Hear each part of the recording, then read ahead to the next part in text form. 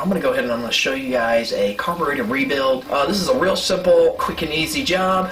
Now, I talk about it in the very beginning as I had a high and low limiter cap. Okay, those limiter caps are actually how you can adjust your carburetor.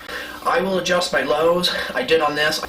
Doing that, if you get everything started, you get it running, and it still has some issues, kind of sound like it's bogging, it's dying down, adjust that low setting on your carburetor, and it will say low, it'll say LO. But alright guys, let me let you guys get to it, and then... Okay, so I have my leaf blower here. As you can see, this is some old diaphragms and stuff. I was seeing what I had laying around. Maybe I might have had an old repair kit, see if it would fit. I didn't.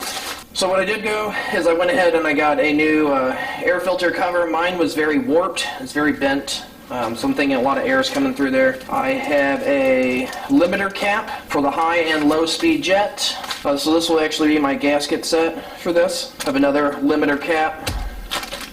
And then I went ahead and I did purchase an actual air filter, and I'll show you why. So this was the original air filter that was in there. As you can see, it's very old. It's no good. So we're just gonna throw that one away. Okay, so first we're gonna remove this cover here. Just take a little screwdriver. Pull that out. We're going to set that off to the side. So this was my original cover. Okay, as you can see, it is very warped compared to the new one. Alright, this was my makeshift air filter. This is the new air filter, and this is what it's supposed to look like. Save. Alright, so to get these out, just need an Allen wrench. So there are two washers in here. Just make sure you don't lose this. We're going to set this off to the side. Alright, so now we have a carburetor here. Okay. Got our two fuel lines. We're going to go ahead and we are going to disconnect. There we go. Okay, so we have the carburetor off.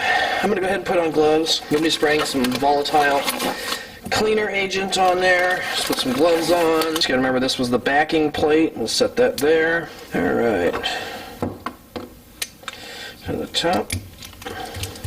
Pull these two screws out. So this comes off. We can kind of take a look in here. We'll look at the bulb. Bulb looks good. No big deal there. We're going to slide this off.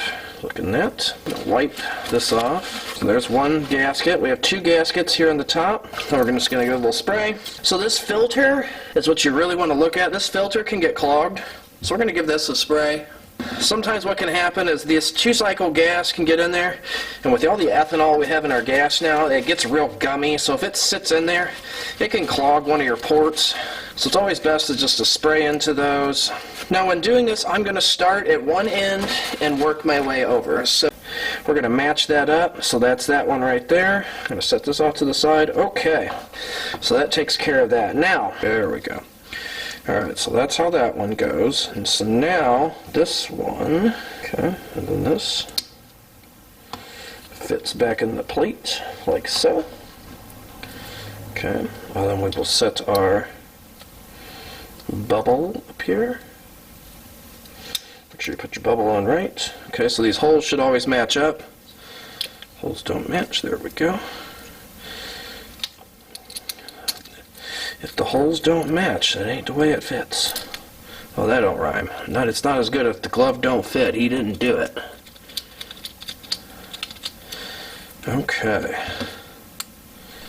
Screw this bad boy down in here. We are going to tighten them down alternately, so I'm going to give this one a tight. Okay. So that's snug. Alright, that side's good. So now we're going to go down here to the bottom. You want to be careful how this goes back in. Okay. Alright, so that's how that'll go. You'll have your little diaphragm with your vacuum pump right there.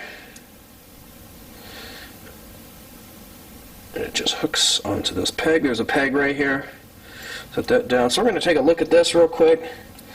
Just going to check that needle there. It looks okay. I don't have a needle replacement anyways. What I am going to do is I'm going to kind of clean that out. Alright, and then just gonna put this back on here. Okay, there we go. That's what I was. Alright.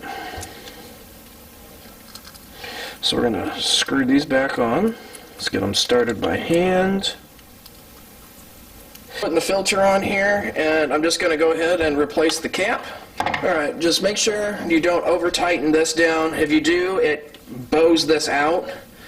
And you don't want this bowing out because then it's going to allow air to come in and it's going to kind of mess up your fuel ratio that you need going on here.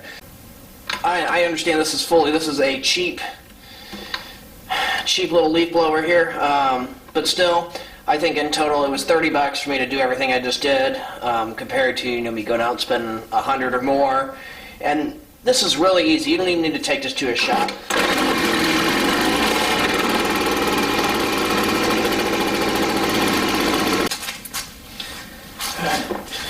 Hey guys, said we got it running. Thanks for watching though. I hope I was able to help you guys out. And don't forget, if you want some more content, go ahead and smash that like button down at the bottom. It could be like a big red fish or could just say subscribe. Hey, go ahead and throw me a like. Hey, thanks for watching. Stay tuned for more.